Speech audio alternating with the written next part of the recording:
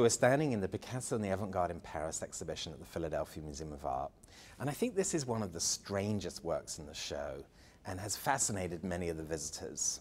And the reason I say this is an illustration that the Picasso made on January the 4th, 1934, for Aristophanes' great anti-war drama, Lysistrata. There was a new edition issued that year, and Picasso was commissioned. He made 33 drawings, and the scene is actually the final act of the play, and it's the reconciliation between the Athenians and the Spartans, and it's all signaled in this handshake.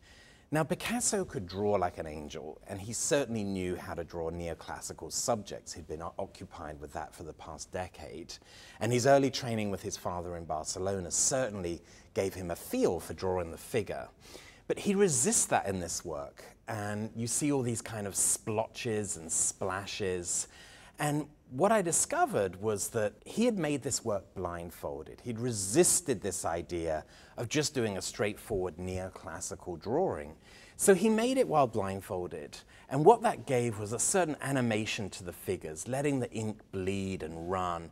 Look at this sun, for example, where he's drawn in the rays far more than he would normally have done. You get the sense of him trying to feel on the paper where his hand is going.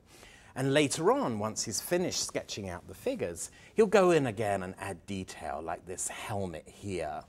So I think what that did was it gave the drawing a kind of wonderful, spontaneous quality.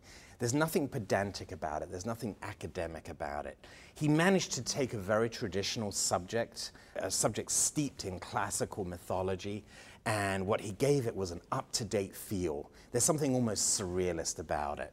And that's why I think this is one of the standouts in the show and something that I hope you look at when you come to the exhibition.